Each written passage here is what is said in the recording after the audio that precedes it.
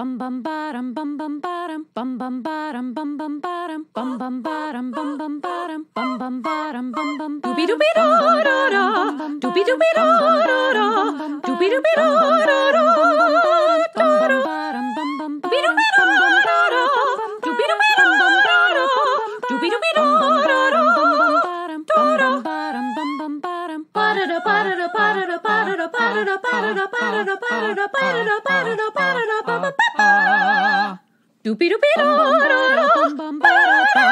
You are now in session with the Comic Book Couples Counseling Podcast. I'm Lisa Gullickson. And I'm Brad Gullickson. And each month we evaluate a different iconic romance within the four-color realm. In this episode, we're consulting an expert, Robert Kirkman, yes, the Robert Kirkman, Whoa. who provides insight into how we should approach our next couples counseling session series with Mark and Eve of Invincible from Image Comics.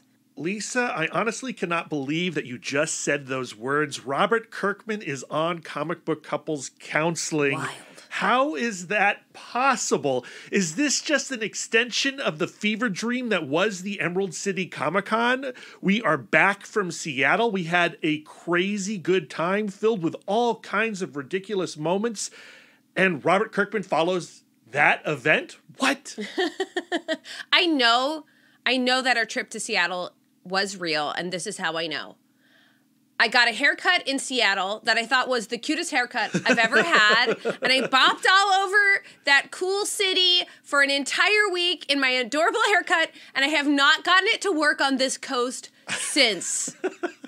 Lisa was so mad this morning putting her hair together, and she's still fuming, as you could hear in those words. She's trying to add a little lilt there to sound like, oh, it's no big deal, but I tell you, listeners, she is furious I'm right now. seething. I'm so angry. And then to put headphones on top of it, awful. I think your hair looks lovely, even on this coast, Lisa. Do not fret. I loved that when we landed in Seattle, the first thing we did was go to a salon so you could get a cute do for Emerald City Comic-Con. And it was an adorable do and something that you've never really had before on your head. And it made me a little nervous, but then I saw you and I was like, that's perfect. And I think it set the tone for the entire trip, which turned out to be like one of our favorite con experiences we've ever done. When you go to a handful of conventions like Brad and I do, you kind of realize that each show has its own like quirky little personality. Totally. And Brad and I, we had never been to Seattle. We had certainly never been to Emerald City Comic Con. And we just went in with like zero expectations. We had no idea what we would find. But, like, that's the way I went into the salon. I was like, I know I want something different. And you got it. And I got it. And I'm really pleased. I loved Seattle as a city. While it was predictably dreary and rainy, it did match the picture postcard image in my head. And it was filled with comic book stores and bookstores and really rad restaurants. We had the best pancakes of our lives at Lola. Toast to Toast delivered an incredible waffle that was somehow crunchy on the outside, extremely fluffy on the inside. We went to Pike's Market because you have to go to Pike's Market.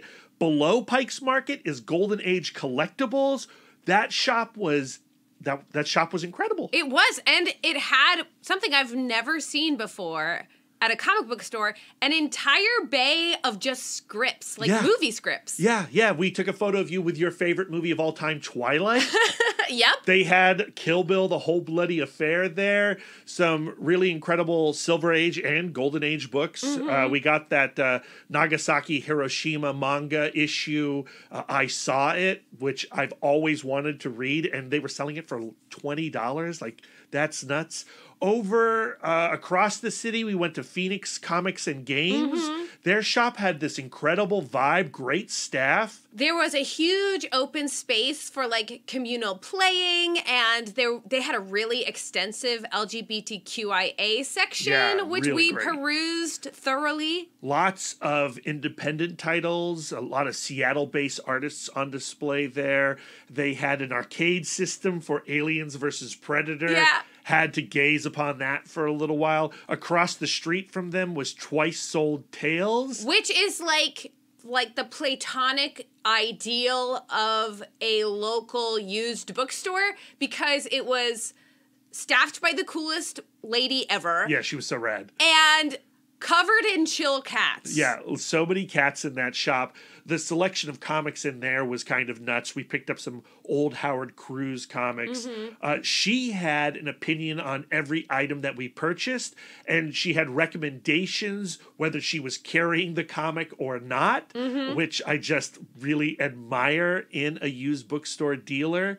But then you had the actual con, Emerald City Comic Con, which, you're right, does have a different vibe than, say, New York Comic Con or Baltimore or San Diego. More like laid back.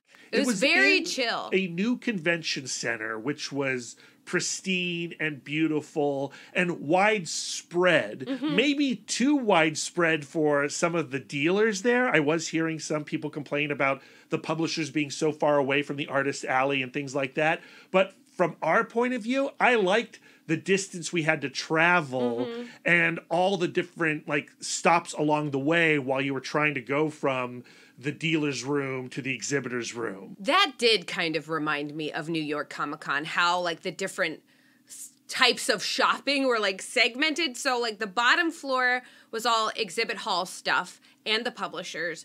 Then the next floor was the artist alley. And then third and fourth floor, that was where all the panels were and stuff. And they had like a Star Wars experience. So there was tons of Star Wars cosplay this year. Yeah. Cosplay as a whole was really strong. I wish we had taken more photos for our Instagram and Twitter accounts. I feel like we failed our followers on that front, but a lot of other people picked up the slack. So if you find the ECC hashtag, you'll find lots of really rad cosplay. I think a huge difference between Emerald City and other conventions is how cheap the single issues were.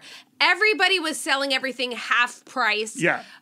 We went with, we were like, we're not going to buy too much. We're not going to do the San Diego thing where we end up having to ship back boxes of stuff. But we came home with way more comics than we anticipated because they were just so tantalizingly cheap. Yeah, I mean, a lot of dollar boxes, right? We found the entire Jack Kirby run of 2001: A Space Odyssey for less than $50. Yeah. Not including issue 8, but then we found issue 8 for $25. And then we were hunting for amalgam issues. We nearly completed our run of that stuff. And then we were just buying really random romance comics and just strange, odd licensed properties like Alien Nation, the DC Comics adaptation, Star Trek VI, stuff like that. And we did not have to ship comics home.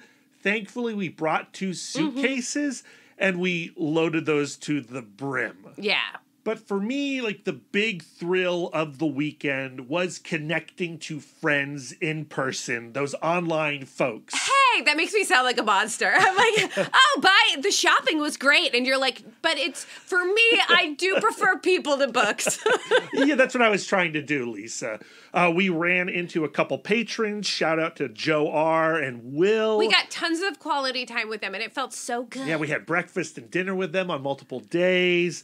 Former podcast guest David Papose was there. Yes. Nice to meet up with him and finally get some Savage Avengers signed by him. Jackson Lansing was there. I don't know if you've all been following what's been going on with Jackson Lansing and his home situation. Yeah. But he either was already in Seattle when his apartment burned to the ground, or it had burned to the ground right before he got to Seattle. But his partner Alex was like, you gotta stay at ECCC and do your job.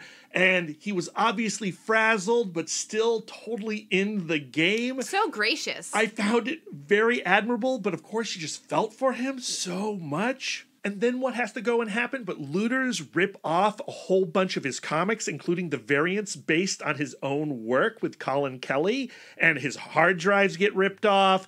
Magic the Gathering cards get taken out. If you're in the Los Angeles region and people are trying to sell off bulk versions of that stuff, they might actually belong to Jackson Lansing, so keep an eye out. I cannot wait for the true crime documentary. Oh, man. That tells the tale of bringing Jackson Lansing's collection back together. We've seen recently a few shops that we know get ripped off in big ways, and thankfully in both of those cases the books came back to the owners. Yes. And it happened because of eagle-eyed comic lovers. Yeah.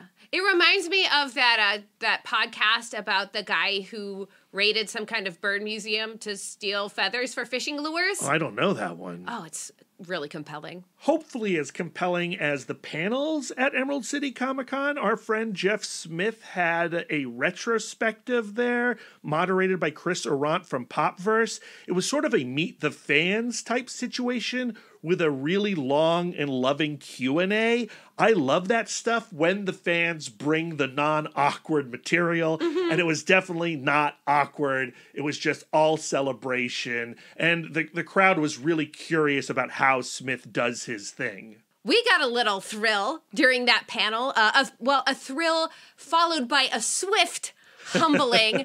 But Jeff is about to go on tour. The Dawn of Man tour across Route 66. Check it out. And he said one of the instigators of the tour was his Tukey sales got a little bump. And Tukey Volume 2 was doing really well. And he credited that in part to Comic Book Couples Counseling naming Tukey the best original graphic novel. And when he said Comic Book Couples Counseling, there was like a little like, woohoo! But that woohoo only came from Brad and I. No, there was a few others because Joe R. and Will were also in attendance. Joe R. is the sweetest, and he later apologized for not wooing louder, which I think underscores how embarrassing that moment truly was. I was not embarrassed by it at all. And I think that it just shows that people do care about our podcast a little bit more than they did. And I'm so thankful for Jeff Smith shouting us out in that panel, because we were interacting with a lot of folks at Emerald City Comic-Con. We did pick up a lot of listeners at that show. We had our own panel, Lisa. Oh, it wasn't our own panel, but we were on a panel, which was an honor. It was called Unnecessary Debates, and we had to match wits with cartoonists, artists, and generally cool people, Molly Osborne and Emily Martin. The panel was hosted by Mike Wood, who did a great job emceeing. We were invited onto that panel by Mike Tanner, the co-writer of Orcs in Space. A book we love. I have no idea why he thought we would be good on this panel. He clearly thinks that we're funnier than we actually are. You were really nervous about doing the panel, but I gotta say, like, it was a little rough going at the beginning for us, but we fell into a groove, and by the end of that panel, though, and like, here's like the deal, like the unnecessary debates are things like who would be a jerk and leave their laundry in the machine at a laundromat, right? Or what Avenger? That was like the first one, right? And we went with like Spider-Man, and Molly and Emily went with Tony Stark, Iron Man. And I think we lost that initial battle. Yes, but by the end, when we had to create a musical based on a prior franchise, and we chose Jaws, and then we had to create a song and sing it. Thankfully, I had Lisa. We slayed, and we ultimately ended up winning the entire contest, and I was shocked, and I think the crowd really fell in love with us, Lisa. Winning? I mean, like, yes, numerically, we won because our applause was louder. I hate to be nitpicky. We were slightly ahead in points before the final question, the musical one. Right. And then we decided to collaborate with our competitors on that final number. But I think by collaborating, we kind of all won. Like, that's me in debates. That's why I was nervous, because I was like, how can we create a competitive atmosphere of debates where everyone wins? Right. Well, I'm so glad we did it. I think we ultimately came away from it in a good light. People did come up to us and ask for stickers and ask for marital advice, which was kind of exciting. One gentleman came up and asked for some advice regarding his divorce, and Lisa really brought a lot of thought and consideration to his plight. And I was very moved by that entire experience as just like a little observer. It was extremely sweet, but we were definitely the least funny team. Yeah. I think that Emily and Molly were way more prepared for the improv debate element. We got to work on our improv. We got to Yeah. take some classes, I think. Yeah, I think, Mike really threw us a bone by having not one, but two singing questions so we could walk away from that panel having had a lot of fun and having like a shred of dignity left. For us, it was an extremely unique way to end the con. That was the last thing we did. Mm-hmm. And I was totally satisfied. At the same time, I also know that there was a lot of things that we missed at Emerald City Comic Con because it was such a jam-packed show. Yeah, I am so upset that we missed the Meet the Comics press panel Yeah. because I think that we probably could have gotten a lot out of that panel. Absolutely. One, because it had such cool people on it. It had Heidi McDonald from The Beat. That you now write for. I do. Check out my latest review on Duo Powerbomb. Link in the show notes. It is glowing. Also, Deb Aoki from Mangasplaining. So cool. And Nola from Whack, the Eisner Award-winning comic book review site. Lucky for me, I did actually get to run into all of these amazing women later, either at the bar or me and Nola have like an annual fun Comic-Con tradition of It's so weird. taking a photograph by the ladies' room. And that's what we do. And I can't wait to do it again in San Diego during San Diego Comic-Con. We look so cute together. So our ultimate review of Emerald City Comic Con is a big thumbs up from both of us. Yep. Seattle is such a cool town. It's got great bookstores, great comic book stores. It's the home of Fantagraphics. Mm-hmm. We went to their shop, bought a lot of stuff there, and thanks to Kit, we actually got a tour of their offices, which was a dream come true. What a treasure trove that place is. We were just like gawking and gaping. And taking lots of photos. Which you can find on our Twitter and on our Instagram.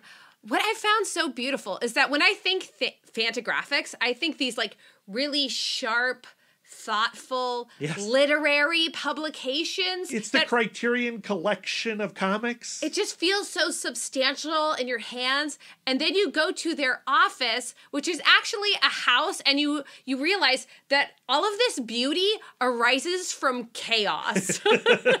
Yeah. And it's just kind of... Chaos and love. It's where we all come from. We all come from chaos and love. It's what you wouldn't expect, but also what you would totally expect. It's perfect. Does that make sense? Yes. It is perfect. They even printed out a copy of an upcoming book for us. I was like, oh, I'm really excited about this comic coming out. And Kit was like, well, here you go. Right out of the printer it comes. So, yeah, just too kind.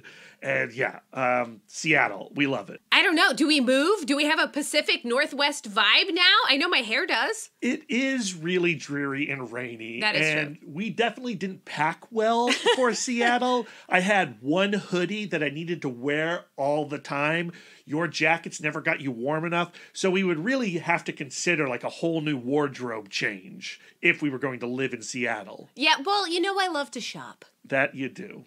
Now, I'm sure some of you out there are going like, shut up about Seattle, get to Robert Kirkman. We're here for Robert Kirkman. Well, then they didn't look at the show notes because you're going to put a timestamp. I will have a timestamp. Yeah, Robert Kirkman. It's the 20th anniversary of Invincible. The first issue came out in January 2003, and I was there. I picked up that first issue, and I fell in love with that comic from the very beginning. Now, my understanding is that its origins rests in this idea, this desire that Robert Kirkman had to write Ultimate Spider-Man, but also knowing that Brian Michael Bendis was never going to give up the reins on that comic book. So he took his Peter Parker, renamed him Mark Grayson, planted him in the Image Comics universe where he could really go wild. So much freedom is over an Image that doesn't exist in Marvel. Invincible is allowed to have a beginning, a middle, and an end. The whole run is done now. Since we've been married, those spines of the Invincible comics have just been staring at me, mocking me. And I don't know if I should say this right before we have Robert Kirkman on, but I have given Invincible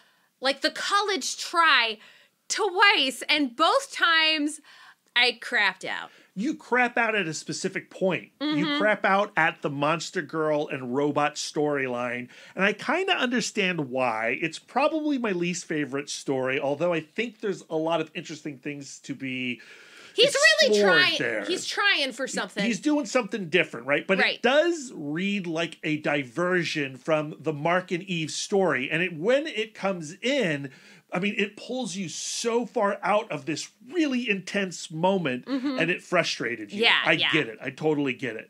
And I've been trying to get you to restart that read of because Invincible. I love the beginning so much. Yes, and you love the relationship between Mark and Eve. And Mark and his parents. So when and his parents to each other. Got an email from Skybound saying, hey, would you like to chat with Robert Kirkman? You say yes. Of course. But I also saw it as an opportunity to get Lisa back on board the Invincible train and have a 4-episode podcast series diving into the relationship of Mark and Eve. The problem with that, though, is because it is a beginning, middle, and end book, where do you start that 4-episode podcast series with this couple? We couldn't possibly do the entire run. No, you can't do the whole run in 4 episodes. So do you make the first episode about their meeting before they were ever a couple? Do you start it when they become a new couple? Do you start it later on in their marriage? It's tricky. But now we have Robert Kirkman with us, and we can ask him that question. And Robert Kirkman can tell us where to start with Mark and Eve regarding their romance. And that's how we start this conversation with Robert. And he delivers an answer that I was not anticipating and that I love. Yeah, it's kind of brilliant. The conversation is not a long one. We didn't get the usual hour-plus time with the creator. Robert Kirkman had 15 minutes. Very busy and important person. And you know what? You never turn down 15 minutes with Robert Kirkman. And because of our conversation being so focused on what we want to get out of Mark and Eve, it actually works pretty perfectly as a primer to our next 4 episodes after this one, which again are all about their romance. That doesn't mean we don't bring up firepower as well, because we have questions. You have to. And firepower has a core relationship that is very different than the one that Mark and Eve have. But I think kind of also picks up a conversation that started in Invincible. Yes, exactly. Firepower feels like a romantic sequel to Invincible. And so we chat a little bit about that as well. If you're not reading Firepower and you're an Invincible fan, you are missing out. Because like Invincible, which was illustrated by Cory Walker and mostly Ryan Ottley, Firepower is a gorgeous comic book. Chris Samnee on that book killing it is next level good on Firepower. So please read Firepower if you're an Invincible fan. And if you're a Firepower fan, hopefully you've read Invincible. Not every Firepower fan has read every Invincible because, that's me. Right. That's true. And this is actually a good place to ensure folks that we're not going to spoil the entirety of Invincible here because, again, Lisa hasn't read it. We're going to take that conversation all the way to the point where Lisa ditched, but we don't really go beyond that. And again, it's only 15 minutes, so it's kind of impossible to spoil all of Invincible in this chat. And then following the interview, we're going to tell you exactly which volumes of Invincible to read so that you can read Invincible along with me. How fun is that going to be? Hopefully super fun, especially for those tuning into Comic Book Couples Counseling for the first time. I think this will be a great intro into what we do here. Yeah, so what we do is we take a comic book couple like Mark and Eve, and we pair them with a self-help book that we think will really help them along in their romantic journey together. And we're not going to spoil what that self-help book is just yet. We won't do that until after the chat, where we reveal where we are starting with Mark and Eve in Invincible and the love expert that Lisa has selected for them. So with all that said, Robert Kirkman on the Comic Book Couples Counseling Podcast, here we go. Robert, thank you so much for joining us at Comic Book Couples Counseling. Welcome. Hey, great to be here. Thanks for having me. We are so excited that you're here because we have a problem. It's an emergency. It's an emergency. We are about to launch our podcast series covering the romantic relationship of Mark and Eve. And we need 4 story arcs over the course of that entire series to cover, because we're doing 4 arcs over 4 episodes. Yeah, the purpose of the pod is that we take a self-help book, pair it with a comic book couple, and extract romantic lessons from that. But there's just so much Invincible. So do we begin at the beginning when they're not technically a couple, or do we start in the 40s, somewhere around 43, when they finally start to become like an official item? I feel like you might want to start later, because then you can cover more stuff. I feel like when you're covering the early relationship, you'll cover the precursor stuff that happens and the issues before that. So I feel like by starting late, you'll be able to get to the meat, because you want to get to them being parents. That stuff's important if you don't quite get to that stuff, and some of the trials and tribulations that happen along the way. So yeah, my opinion is start late. I wasn't even going to consider that, but that's kind of an interesting idea. Right. Because not every superhero story has to start with the origin. That's ridiculous. And usually the origin's super awkward. I know it was for us. Yeah, it was. Are there any romantic lessons you feel like through Adam and Mark you like extracted and used in your life? Gosh, yeah, you see, these are difficult questions, and post-pandemic and quarantine, my brain just doesn't work like it used to. So I don't know. I mean, I think that, I don't know. I mean, I don't know. My wife and I have been together for over 20 years. So, I think one thing that I feel in my relationship that I don't know that I necessarily learned from Mark and Eve, but it's like the long comet tail of the relationship. It's like when you've been together for a long time. So like the worst example of this is my wife and I started dating when we were both teenagers. Like I think we were both 19, and she was a horrible driver, or she couldn't drive a car very well. Is that the word? Yeah. And so I used to like rib her about that because I wasn't a good person. So I'd be like, be careful out there, whatever, And then we've been together for like 10 years. I think it was probably a little earlier. I've been together for 5 years. I'm still ridiculing her for being, not the best driver, but it's just because I got into that rut as a human being, and she had improved vastly. And in our relationship, I hadn't acknowledged that change. And so I think that, that's one of the things where it's like with Mark and Eve, Mark is constantly having to remind himself that they've been together for a long time and they're growing as people. And so he needs to keep updating how he sees the person he's with, if that makes sense. That's something I try to do. Yeah, we talk about that a lot. You constantly have to re-up in your relationship, because if you stay static as yourself, or if you keep the image of your partner as who they were when you were in your 20s versus where we are now in our 40s, dangerous. Yeah, and also you replace all of your cells every 7 years. So we've been together almost 14 years. Like literally, we're completely like, we're no longer Alec Holland. We are Swamp Thing. We're going through here, Exactly. Yeah. So I am curious about when you were thinking about their relationship initially. Like, I mean, was it always the plan to like separate Amber and Mark, or was Eve and Mark always a thing? Or is that something that just sort of evolved over time? It evolved over time, but I have to give credit to Corey Walker, because very early on in the book, we had introduced Adam Eve, and Corey was like, it's so boring that these guys are going to end up together. Like everyone expects it. It's so obvious. Can we try to hold off the romance stuff as much as possible and just like, do more stuff with these characters before they get together?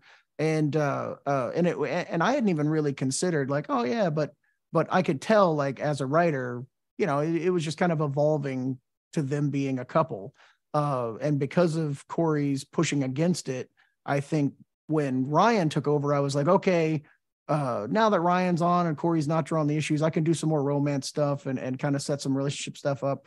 And it seemed more interesting to have Mark be with a normal human character that didn't have superpowers, just to kind of explore that side of things.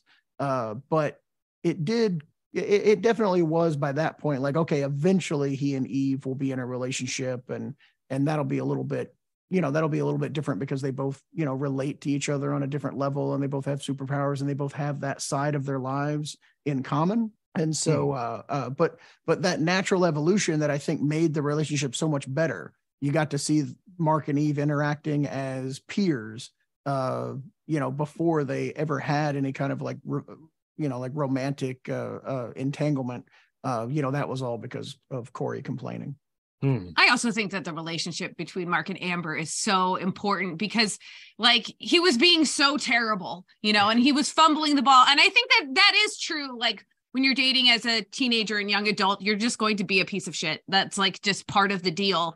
And you so you have to go through that first relationship, make all of the mistakes, invent some new ones, Yeah, I mean, that was kind of the fun of the whole series, was having Invincible be a fallible character that messes up constantly, not even just in his relationships, but, he's constantly changing his mind, contradicting himself, being a hypocrite, learning from his mistakes, making more mistakes. Over the course of the series, he's kind of a mess. So when you finally do bring Eve and Mark together, and there's that like really awesome splash page where she storms into the dorm and says, "I hear you're single. Are we dating or what?" And it recalls, you hit the jackpot, but it's not quite a Peter MJ moment. Can you talk about like wanting to set up that final image on that issue and then leading into where it develops? Yeah, I mean, partially I don't remember, but yeah, I mean, like you want to have that, face it tiger, you hit the jackpot kind of moment. Like I wanted to have that kind of like iconic thing that readers could look back on and be like, oh, this is when their relationship started, and to have it, have some kind of visual representation. And I think that Eve is just a really like strong and capable female character. I like her being a little bit overbearing. I don't know, overbearing might not be the right word. Direct. I think her direct and confident. I thought that was a fun, angle to take with her. And so, you don't see a lot of female characters that are, like, are we dating or what? That's not necessarily a thing that you see a lot. And so anytime in Invincible, we could do the thing that played against type and was unexpected, like that's what we tried to do. So that was just, that was that effort.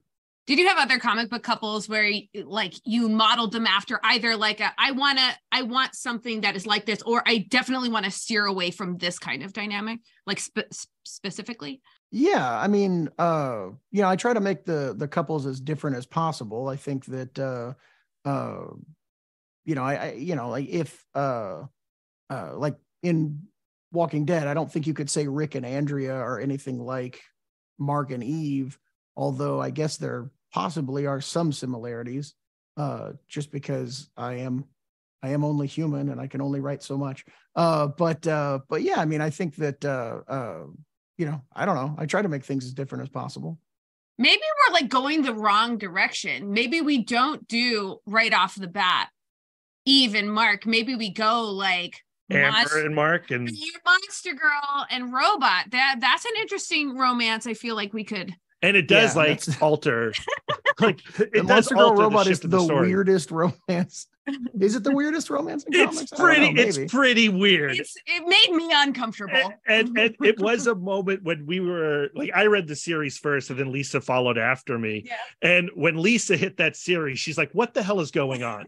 It's definitely, I mean, we always try to authentically look at how the lens of a superhero universe changes like normal things, or how taking a superhero trope and treating it realistically makes it weirder. So there's a lot of, age regression, or people, trapped in child bodies and things, but they never really explore what that would be like. So with Monster Girl and Robot, it was kind of like, all right, let's go there and like, actually like talk about like what it would be like to be a 25-year-old person like trapped in a 12-year-old body, and what torture and like how horrible that would be. And then Robot clones himself a younger body so that he can relate better, which is creepy, but somehow it works out. I don't know. I mean, to me, it satisfies something that Anne Rice heavily like probe's a bad word here, but explored an Interview with a Vampire with the child vampire character, but then never really like considered it. And then Monster Girl, you get so much consideration from her perspective. And I think that's like the big appeal of her character and that arc. Yeah. And I think that's an interesting relationship, because with the Flaxen storyline where they end up spending thousands of years together, you know, you could kind of see, you know, maybe that's like the perfect relationship where they get to spend thousands of years together. But you see how it like sours things, and it ends up being a tragic story by the end where things, you know, really fall apart, and that 1,000 years affects them in ways that they couldn't have really anticipated. And, you know, things get real dark from there. Yeah, they do. Now, you know, we admire so much of your relationship dynamics throughout all the comics that you have written. You mentioned, you know, Walking Dead already. You're currently doing Firepower, which is one of our favorite books on the stand. We love to see it like a functional married couple. Yeah. Oh, great. And I'm curious, when you moved over to Firepower to tell that story and to tell that relationship, even though there's some skeletons in the closets there, like how had your point of view on telling a romantic story evolve from Invincible to Firepower? Like, what's really driving the relationships of Firepower? Yeah, I mean, I don't know how I've evolved. I know that story-wise, Invincible was very much, you know, about teens to begin with. And so that was kind of a you know, naive lens to be looking at a relationship through. With Firepower, you know, Owen and Kelly are adults. And so they have a very adult relationship. They have children that, you know, they've been, you know, living their lives. And so it's not, the craziness of their world isn't completely new to the relationship. Kelly is aware of Owen's past and his, you know, ties to this crazy temple and his martial arts past and everything. But as the world gets crazier and the conflicts, you know, more directly affect them, you know, I hope I'm like portraying their relationship in a little bit more of a mature light. You know, with the good Lord, I was prepared for an Invincible interview. I'm forgetting characters' names in Firepower, but like Ling. Yeah, Ling Zan. That's what I'm looking for. Her name changed behind the scenes a couple of times, and I was thinking of her previous name, and I was like, that's not it. But you know, the situation with Ling Zan kind of crops up, and you think there's going to be some kind of like comic book love triangle or something, and it's like, no, like she was in my past, completely different relationship. Just because the comic book reader has seen the like storybook romance that they experienced at the temple. You know, I liked that it kind of made the audience feel like there was going to be this like, you know, big typical love triangle that was going to emerge from that. But when you look at that maturely and realistically, it's like, no, they had like a storybook romance when they were very young and it ended. And, you know, that can't really compare to being married to a person for, you know, over a decade. Yeah. You know, it's not really going to be the conflict that you would necessarily expect it to be. So that was a way of kind of pulling the rug out from under the reader to a certain extent. We've been married almost 14 years, been together 15 plus now.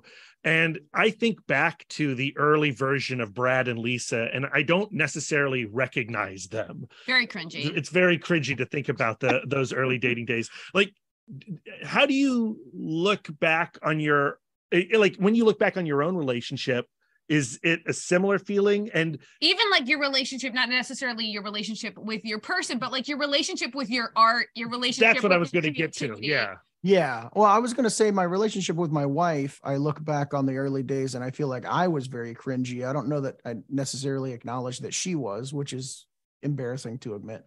But yeah, I mean, I don't know. I mean, we get old, we get mature, we get boring. I don't know. Is that what I'm looking for here? Well, you're putting out a facsimile edition of Invincible 1 out, sure. and you've got like a really rad black and white edition that's coming out as well. And you've had a long-standing relationship with this piece of work. And now it's like, well, here's what it was like in issue 1. Like, is there a vulnerability to revisiting that issue 1? Yeah, it's definitely something that Corey and I don't look at a lot. I don't know. I had to reread it because there's like a commentary section in the back where I talk about the original plot and everything.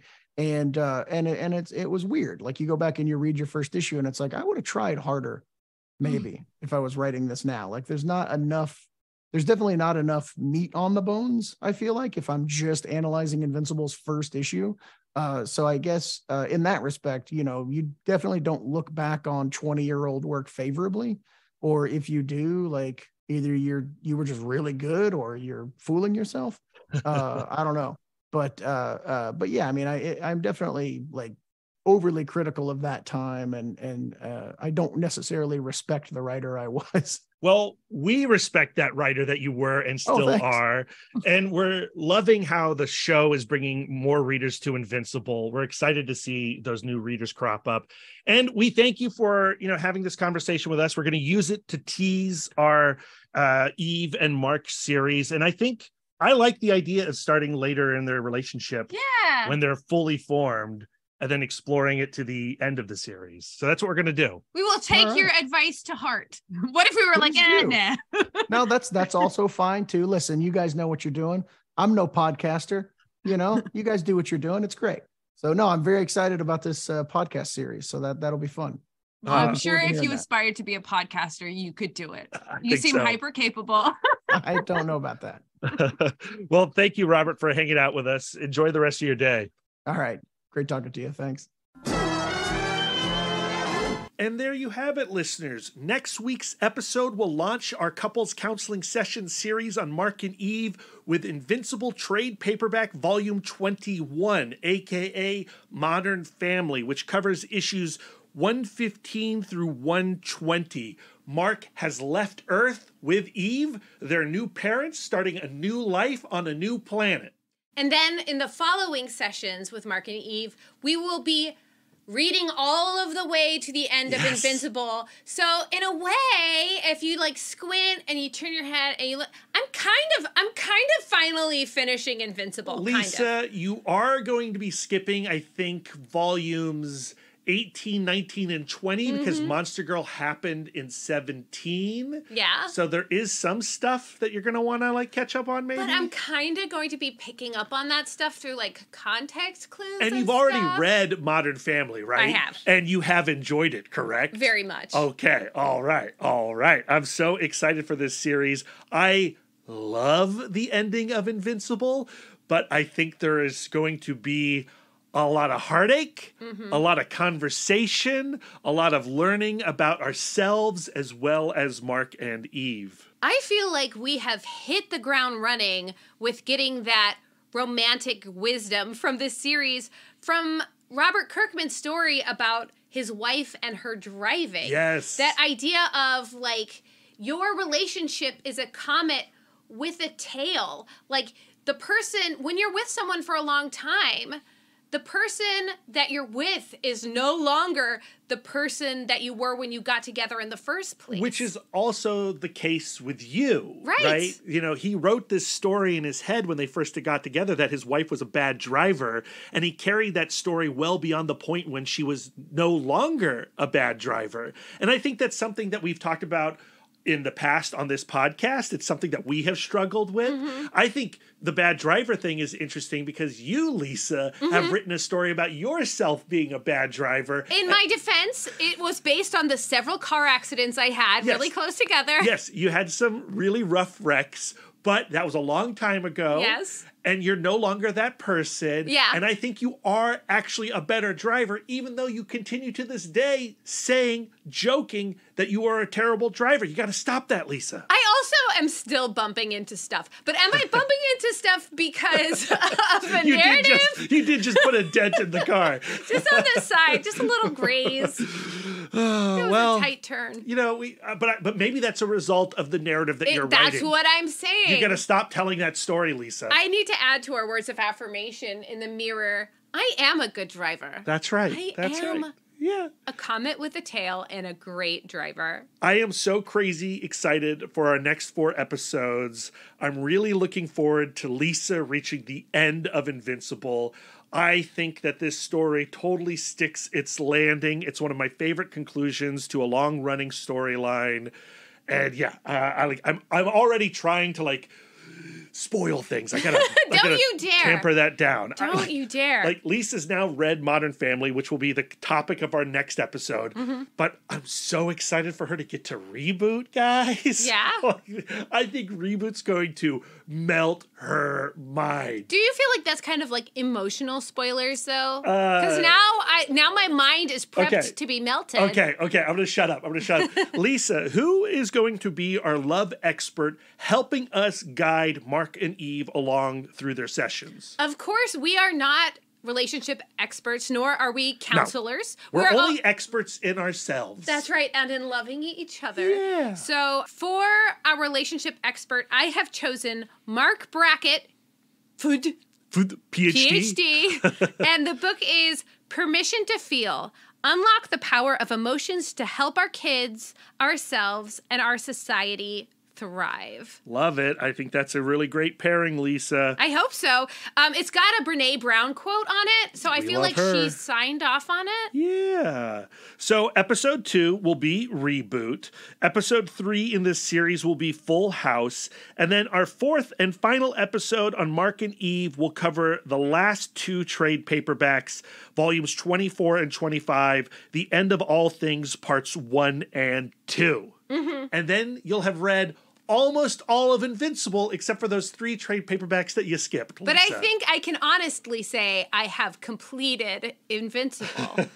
I want our listeners to start tweeting Lisa at Sidewalk Siren, telling her that she has to catch up and read the rest of those middle trades. I won't do it if Brad tells me to do it, but if you tell me to do it, yeah, I'll do it. Yeah.